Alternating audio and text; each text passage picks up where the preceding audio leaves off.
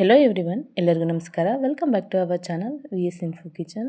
ಇವತ್ತು ಪಾಕೆಟಲ್ಲಿ ಸಿಗುವಂತಹ ಹೆಸರುಬೇಳೆ ಸ್ನ್ಯಾಕ್ಸ್ನ ಮನೆಯಲ್ಲೇ ಈಸಿಯಾಗಿ ಹೇಗೆ ಮಾಡ್ಕೊಳೋದು ಅಂತ ಈ ವಿಡಿಯೋದಲ್ಲಿ ನಿಮ್ಮ ಹತ್ರ ಶೇರ್ ಮಾಡ್ತಿದ್ದೀನಿ. ತುಂಬ ಈಸಿ ಮಾಡ್ಕೊಳೋದು, ಬನ್ನಿ ಅದು ಹೇಗೆ ಮಾಡೋದು ಅಂತ ಈ ವಿಡಿಯೋದಲ್ಲಿ ನೋಡ್ಕೊಳ್ಳೋಣ. ಫಸ್ಟು ಒಂದು ಬೌಲ್ ತೊಗೊಂಡು ಅದರಲ್ಲಿ ಮೆಜರ್ಮೆಂಟ್ ಕಪ್ ತೊಗೊಳ್ಳಿ. ನಾನು ಈ ಮೆಜರ್ಮೆಂಟ್ ಕಪ್ಪಲ್ಲಿ 2 ಕಪ್ಪಷ್ಟು ಹೆಸರುಬೇಳೆನ ತೊಗೊಂಡಿದ್ದೀನಿ. ಹೆಸರುಬೇಳೆ ಸ್ವಲ್ಪ ದೊಡ್ಡವಿದ್ದರೆ ಚೆನ್ನಾಗಿರುತ್ತೆ. ಇದನ್ನು ನೀರು ಹಾಕಿ ಒಂದೆರಡು ಸಲ ಚೆನ್ನಾಗಿ ತೊಳ್ಕೊಂಡ ನಂತರ ಬೇರೆ ನೀರನ್ನು ಸೇರಿಸಿ ಇದಕ್ಕೆ 1.5 ಸ್ಪೂನಷ್ಟು ಉಪ್ಪನ್ನು ಸೇರಿಸ್ತಾ ಇದ್ದೀನಿ. ಉಪ್ಪು ಸೇರಿಸಿದ ನಂತರ ಒಂದು ಸಲ ಚೆನ್ನಾಗಿ ಮಿಕ್ಸ್ ಮಾಡ್ಕೊಳ್ಳಿ. ಮಿಕ್ಸ್ ಮಾಡಿಕೊಂಡು ಇದನ್ನು 2 ರಿಂದ 3 ಗಂಟೆ ಕಾಲ ನೆನೆಸಬೇಕಾಗುತ್ತೆ. ನಾನಿಲ್ಲಿ 3 ಗಂಟೆ ಕಾಲ ನೆನೆಸ್ತಾ ಇದ್ದೀನಿ. 3 ಗಂಟೆ ಆದರೆ ಕರೆಕ್ಟಾಗಿ ಸರೋಗುತ್ತೆ. 3 ಗಂಟೆ ಆದ ನಂತರ ತೋರಿಸ್ತಾ ಇದ್ದೀನಿ ನೋಡಿ, ಹೆಸರುಬೇಳೆ ಚೆನ್ನಾಗಿ ನೆಂದ್ಕೊಂಡಿದೆ. ಇದನ್ನು ಒಂದು ಸ್ಟ್ರೈನರ್ ಸಹಾಯದಿಂದ ನೀರನ್ನೆಲ್ಲ ತೆಗಿಬೇಕು. ನೀರನ್ನೆಲ್ಲ ತೆಗೆದು ಒಂದು ಕಾಟನ್ ಬಟ್ಟೆ ಮೇಲೆ ತೆಳುವಾಗಿ ಹರಡ್ಕೋಬೇಕು. ಇದನ್ನು 30 ಮಿನಿಟ್ಸು ಫ್ಯಾನ್ ಕೆಳಗಡೆ ಇಟ್ಟು ಡ್ರೈ ಮಾಡಿಕೊಂಡ್ರೆ ಬೇಗನೆ ಬೇಗನೆ ಡ್ರೈ ಆಗುತ್ತೆ. ನೀರೆಲ್ಲ ಕ್ಲೀನಾಗಿ ಹೋಗಿ ಬೇಗನೆ ಡ್ರೈ ಆಗುತ್ತೆ. ಬಿಸಿಲಿಗೆ ಒಣಗಾಕೋದು ಬೇಡ. ಈಗ ನೋಡಿ ತುಂಬ ಚೆನ್ನಾಗಿ ಡ್ರೈ ಆಗಿದೆ, ತ್ಯಾವ ಅಂಶ ಎಲ್ಲ ಹೋಗಿದೆ. ಇದನ್ನು ಒಂದು ಪ್ಲೇಟಲ್ಲಿ ಹಾಕಿ ಇಟ್ಕೊಂಡು ಈಗ ಇದನ್ನು ಫ್ರೈ ಮಾಡ್ಕೊಳ್ಳೋಣ. ನಾನು ಎಣ್ಣೆ ಕಾಯಲಿಕ್ಕೆ ಇಟ್ಟಿದ್ದೆ. ಈಗ ಚೆನ್ನಾಗಿ ಕಾದಿದೆ ಎಣ್ಣೆ. ಈ ಸ್ಟ್ರೈನರ್ ಸಹಾಯದಿಂದ ನಾವು ಹೆಸರುಬೇಳೆನ ಚೆನ್ನಾಗಿ ಫ್ರೈ ಮಾಡ್ಕೋಬೇಕು. ಸ್ಟಾರ್ಟಿಂಗು ಕರಿಯುವಾಗ ಎಣ್ಣೆ ತುಂಬ ಕಾದಿರಬೇಕು, ಹಂಗಾದರೆ ಚೆನ್ನಾಗಿ ಬರುತ್ತೆ ಹೆಸರುಬೇಳೆ. ಎಣ್ಣೆ ಕಾದ ನಂತರ ಮೀಡಿಯಮ್ ಫ್ಲೇಮಲ್ಲೇ ಇಟ್ಟು ಇದನ್ನು ಚೆನ್ನಾಗಿ ಫ್ರೈ ಮಾಡ್ಕೋಬೇಕಾಗುತ್ತೆ.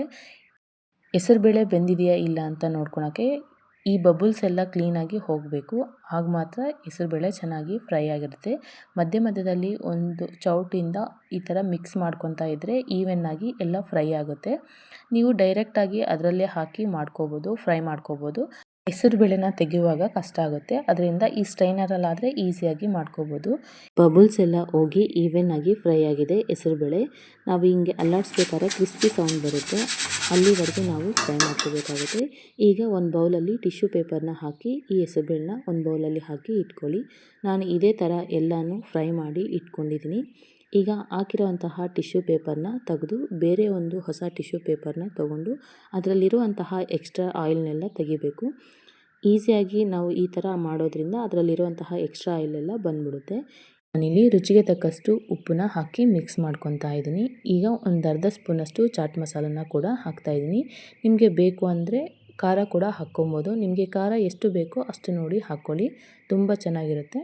ಇಷ್ಟೇ ಸಿಂಪಲ್ಲು ಬೇಕ್ರಿ ಸ್ಟೈಲಲ್ಲಿ ಸಿಗುವಂತಹ ಹೆಸರುಬೇಳೆ ನಮ್ಕಿನ್ನ ಮನೆಯಲ್ಲೇ ಈಸಿಯಾಗಿ ಮಾಡ್ಕೋಬೋದು. ನೀವು ನಿಮ್ಮ ಮನೆಯಲ್ಲಿ ಒಮ್ಮೆ ಟ್ರೈ ಮಾಡಿ ನೋಡಿ, ಹೇಗೆ ಬಂತು ಅಂತ ಕಮೆಂಟ್ ಮೂಲಕ ತಿಳಿಸಿ. ತಪ್ಪದೇ ನನ್ನ ಚಾನಲ್ನ ಸಬ್ಸ್ಕ್ರೈಬ್ ಮಾಡಿಕೊಡಿ. ಮಾಡುವಂತಹ ರೆಸಿಪೀಸ್ ನಿಮ್ಗೆ ಇಷ್ಟ ಆಗ್ತಿದ್ರೆ ಪ್ಲೀಸ್ ಒಂದು ಲೈಕ್ ಮಾಡಿ, ಶೇರ್ ಮಾಡಿ, ಕಮೆಂಟ್ ಮಾಡಿ. ತಪ್ಪದೇ ನನ್ನ ಚಾನಲ್ನ ಸಬ್ಸ್ಕ್ರೈಬ್ ಮಾಡ್ಕೊಳ್ಳಿ. ಮತ್ತೆ ಮುಂದಿನ ವಿಡಿಯೋದಲ್ಲಿ ಸಿಗೋಣ. ಧನ್ಯವಾದಗಳು.